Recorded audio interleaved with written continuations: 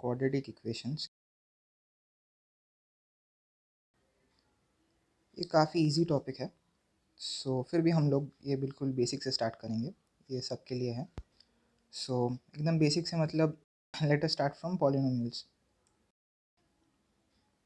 Polynomials के बारे में ऑलमोस्ट सबको पता होगा। What are polynomials? Those are basically algebraic expressions जिनका which constitutes variables and constants, right. But और एक कंडीशन होता है, that is variables must be raised to an integral power only, right. Integral power यानी 0 1 2 3 4 यही सब अलाउड है, whole numbers ही allowed है।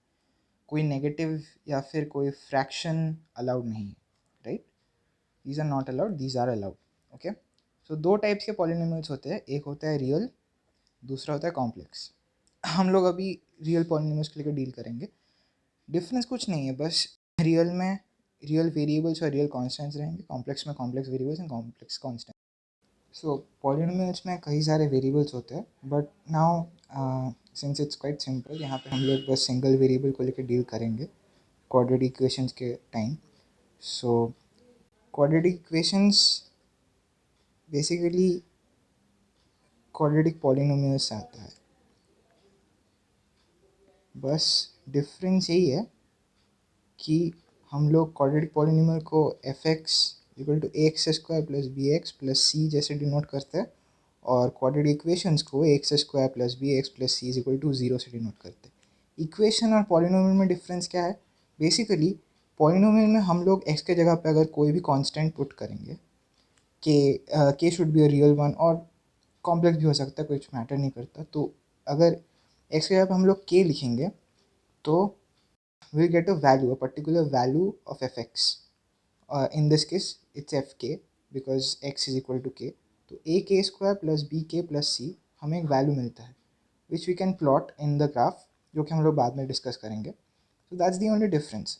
But in case of equation क्या होता है, on the right side we write a value so that we can find the corresponding value of the x, right, जो कि बाद में हम लोग जानेंगे कि those are called our roots.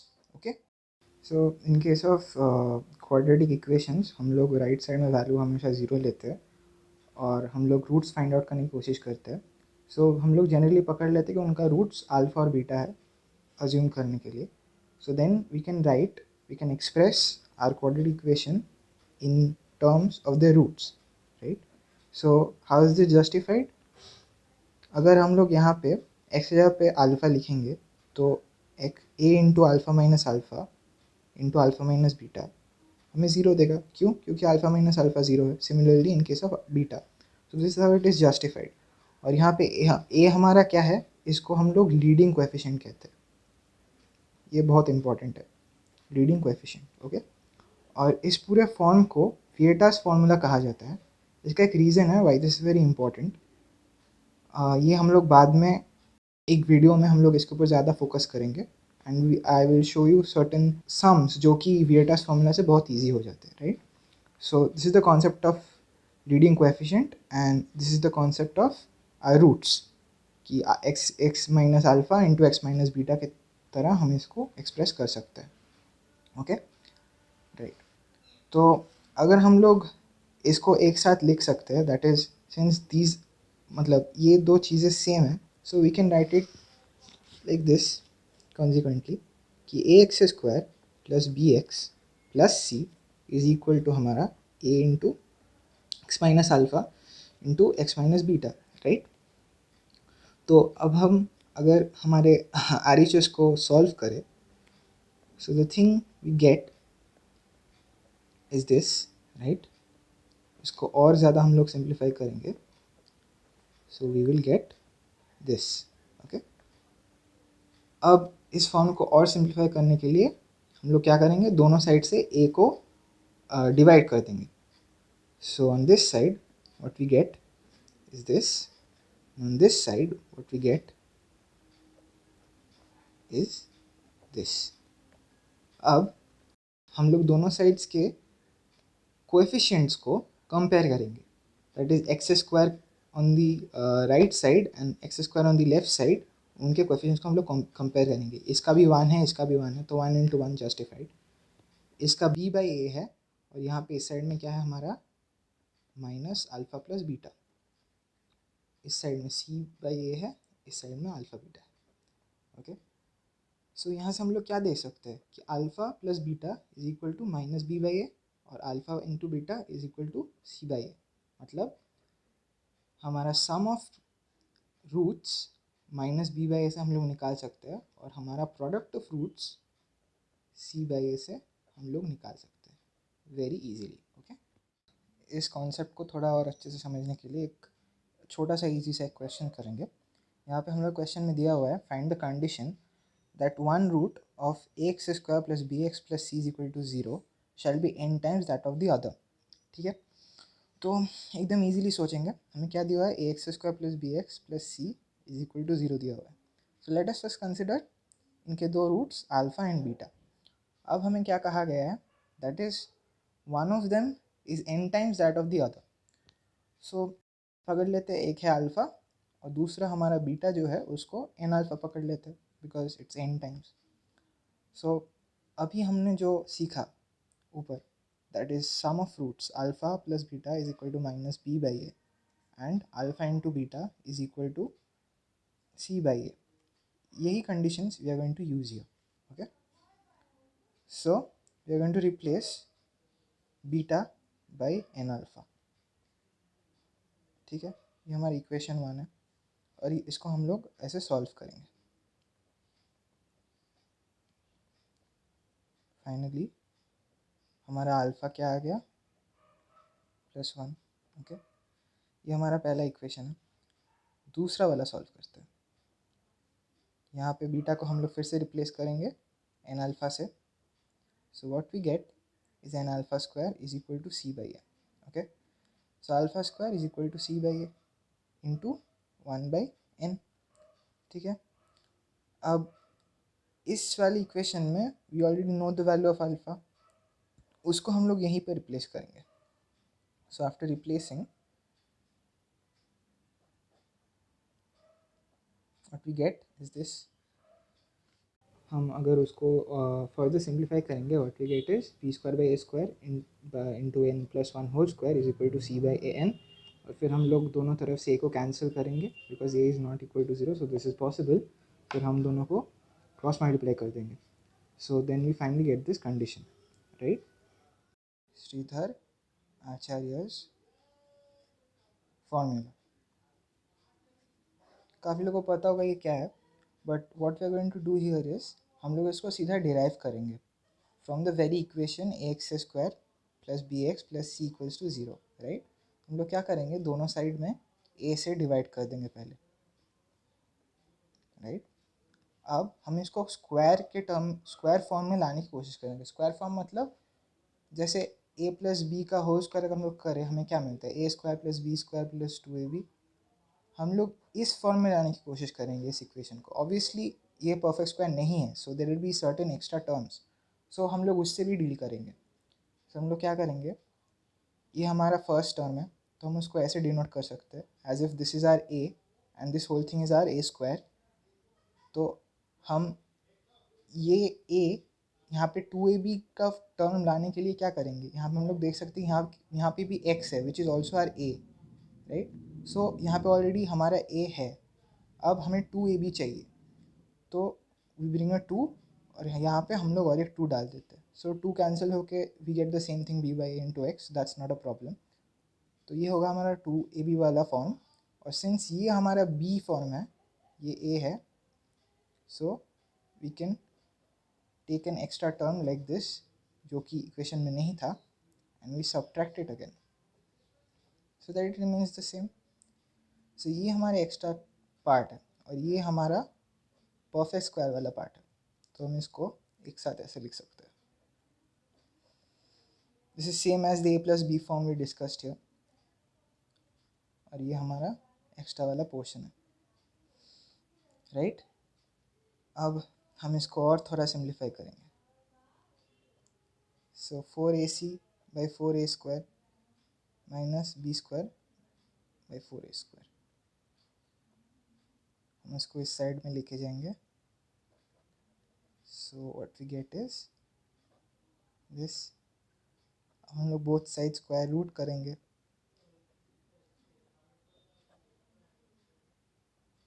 तो हमें ये मिलता है। और ये प्लस माइनस इसी वजह से है because we are doing a root. अब हम लोग -b/2 को इस साइड में लाएंगे, what we have is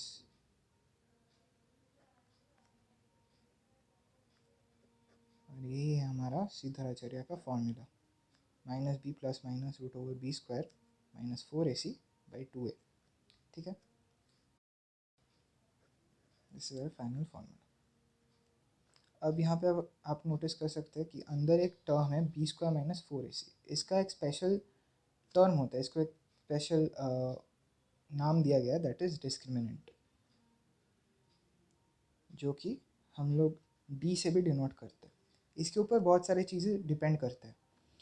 so अगर d greater than equal to 0 है तो इसका मतलब हम लोग का जो रूट्स है अल्फ़ा बीटा जो है वो रियल है। बट अगर d लेस देन 0 है तो अल्फ़ा बीटा दोनों कॉम्प्लेक्स है, और यहाँ पे इमेजिनरी कह सकते हैं। ऐसा क्यों है? रीज़न इज रूट के अंदर कोई अगर पॉजिटिव वैल्यू हो उसका तो हम लोग रूट निकाल सकते हैं, बिकॉज कोई रियल वैल्यू होगा then only it's positive. But अगर कोई नेगेटिव वैल्यू हो उसका तो कोई रियल वैल्यू तो नहीं निकाल सकता ना जब तुम उसका रूट करते हो।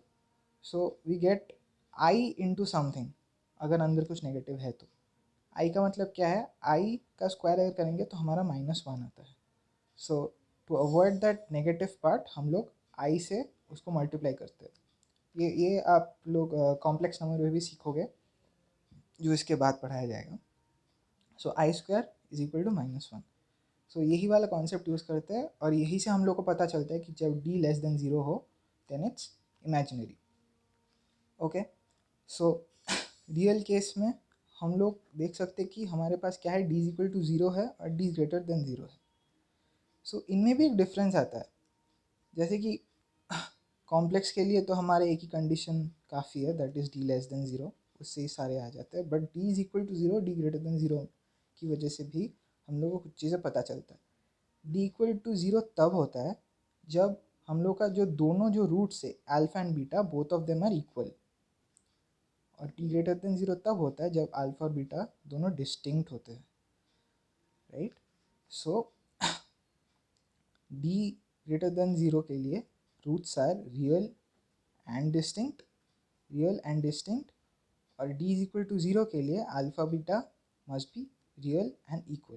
ओके, इसी कॉन्सेप्ट से रिलेटेड एक छोटा सा क्वेश्चन करेंगे। यहाँ पे क्या दिया हुआ है, find the values of the parameter a for which roots of the equation x² plus 2 into a-1 इंटू x plus a plus 5 is equal to 0। तो यहाँ पे a हमारा क्या है, a का वैल्यू कुछ भी हो सकता है, राइट। तो हमें निकालना है कौन से वैल्यूज़ ऑफ a के लिए ये वाले इक्वेशन का जो रूट्स रहेंगे वो रियल एंड डिस्टिंक्ट होगा, या इक्वल होगा, या इमेजिनरी होगा। तो हम लोग 3 पार्ट्स को अलग अलग से देखेंगे। सोल्यूशन, तो हमारा फर्स्ट पार्ट में क्या कहा गया है, रियल एंड डिस्टिंक्ट। तो पहले तो हम लोग एकदम सिंपली इसको विजुअलाइज करने की कोशिश करेंगे। हमारा क्वाड्रेटिक इक्वेशन कैसे लिखा जाता है, ax² plus bx plus c is equal to 0, और हमारे रूट्स को हम लोग कैसे लिखते हैं, अल्फ़ा कॉमा बीटा। तो रियल एंड डिस्टिंक्ट में क्या होगा, alpha not equal to beta, और एक कंडीशन क्या होगा, d greater than equal to 0। d less than 0 क्यों नहीं, क्योंकि ये इमेजिनरी नहीं है, और d इक्वल टू 0 क्यों नहीं, क्योंकि ये इक्वल नहीं है, बताया गया है रियल एंड डिस्टिंक्ट, डिस्टिंक्ट यानी अलग। सो d ग्रेटर देन 0 होना ज़रूरी है। सो d ग्रेटर देन 0 मतलब क्या हुआ, b² minus 4ac greater than 0। b is the coefficient of x and a is the coefficient of x², और c हमारा कांस्टेंट पार्ट है। तो यही वाला फॉर्म हम लोग इसके साथ जब कंपेयर करेंगे, that is x² plus 2 into a-1x plus a plus 5 is equal to 0, हम लोग डिस्क्रिमिनेंट निकालेंगे कैसे। हम लोग यहाँ पे देख सकते हैं कि हमारा b क्या है, ये हमारा a है 1 और हमारा c है a+5। तो हम लोग का डिस्क्रिमिनेंट क्या होगा, b² - 4ac। तो सिंपली वी रिप्लेस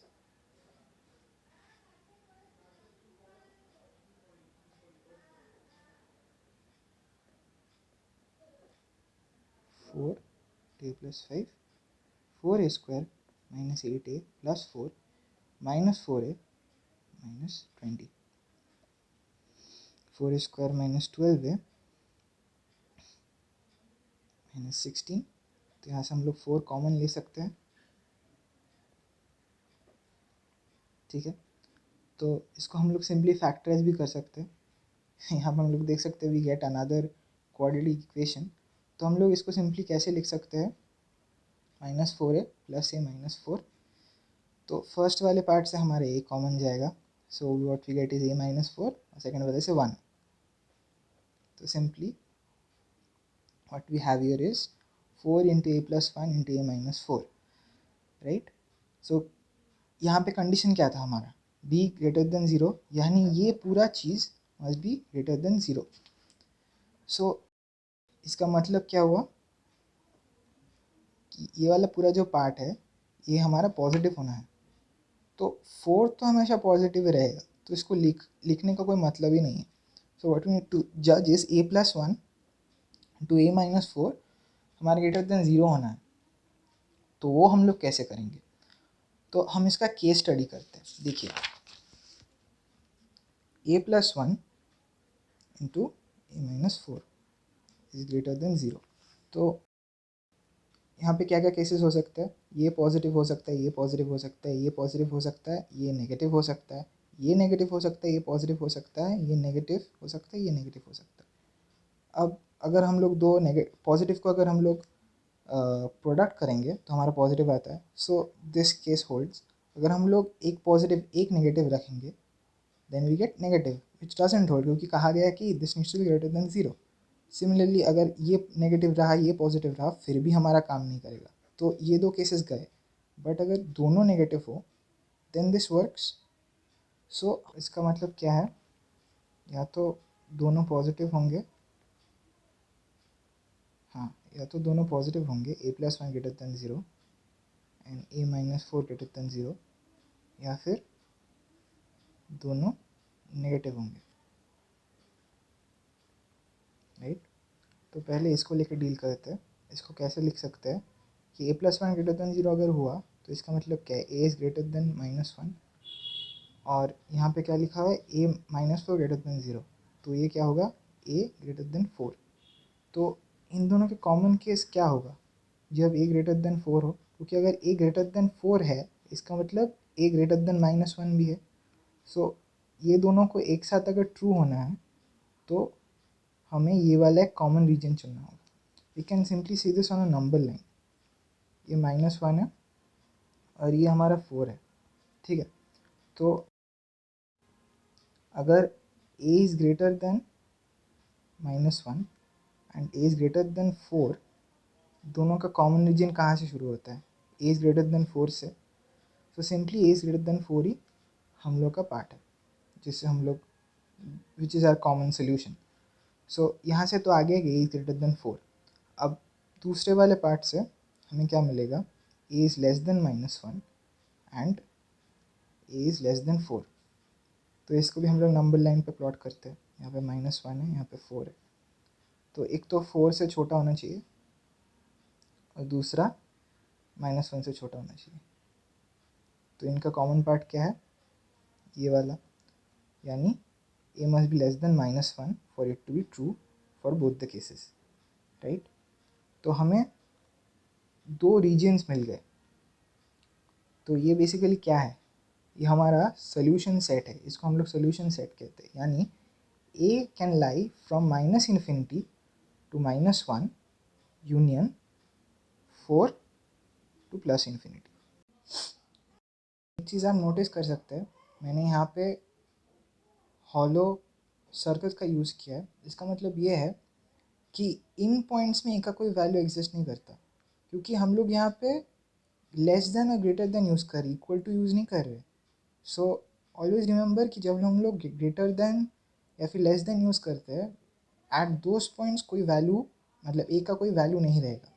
तो फॉर द सेम रीज़न यहाँ पे हम लोगों ने ओपन इंटरवल यूज़ किया है, यानी ए का -1 पे कोई वैल्यू नहीं है और 4 पे कोई वैल्यू नहीं है। Like a can't assume the value 4 and -1 for this solution set. ये हमारा सोल्यूशन सेट है। इसमें इससे सिर्फ यही पता चलेगा कि ए लाइज फ्रॉम -∞ टू -1, यानी -2 -3 -4 -½ कुछ भी हो सकता है ए का वैल्यू, या फिर 4 के ऊपर कोई भी वैल्यू हो सकता है, 4.5 5 4.7 4.69 कुछ भी हो सकता है।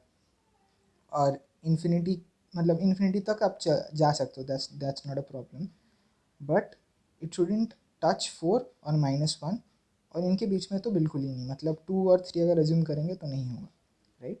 ओके, तो ये हमारा कौन सा केस हुआ, d ग्रेटर देन 0। अब हम लोग डील करेंगे d इज इक्वल टू 0, यानी the second one, that is equal वाले केस में। इक्वल वाले केस में d इज इक्वल टू 0 होगा, देन ही it's possible. So d is equal to b square minus 4ac, फिर से अगर ये अगर इक्वल टू 0 हुआ, यानी b square is equal to 4ac। So हमारा b क्या था, फिर से अगर हम लोग चेक करें, सो हमारा b था 2 into a minus 1, a is equal to 1, c is equal to a plus 5। So b square हुआ 4 into a minus 1 whole square 4ac, क्या होगा 4 into 1 into a plus 5। So दोनों का अगर हम लोग इक्वेट करेंगे, हमें क्या मिलेगा, ये we cancel 4 from both sides, we get a square minus 2a plus 1 is equal to a plus 5। इसको फिर से सिंप्लीफाई करते हैं, सबको एक साइड में लाते हैं, what we get is this, right। तो इसको हम लोग सॉल्व करेंगे, a minus 4 into A plus 1, previous वाला ही है, बस यहाँ पे क्या दिया, इज इक्वल टू 0 दिया। इसका मतलब a का वैल्यू 4 हो सकता है या फिर -1 हो सकता है। So these are are only cases in case of the roots being equal and real, ठीक है, these are the only cases. अगर आप लोग पहले वाले d ग्रेटर देन 0 पे ध्यान दें, we didn't include these values, right, -1 4। तो इसका मतलब क्या, क्यों नहीं किया, यहाँ से पता चल रहा है कि अगर हम लोग इंक्लूड कर देते then d is greater than equal to 0 वाला केस आ जाता, राइट। तो उसमें इक्वल वाला केस भी घुस जाता, डिस्टिंक्ट सिर्फ नहीं रहता। Since it asked for only real and distinct, हम लोगों ने -1 और 4 ए में इंक्लूड नहीं किया था। तो ये रहा हम लोग का रियल वाले पार्ट का सोल्यूशन, एक इक्वल का और दूसरा डिस्टिंक्ट का। द थर्ड पार्ट, इमेजिनरी वाला पार्ट, ये आपके लिए एक्सरसाइज है। सो आई होप आप लोग को अच्छा लगा, एंड सारे लोग ये वाले पार्ट को कोशिश करें, इमेजिनरी पार्ट को कैसे सॉल्व करना है, एंड कमेंट्स में ये बताएं कि ए का रेंज, ए का सोल्यूशन सेट थर्ड वाले पार्ट में क्या होगा।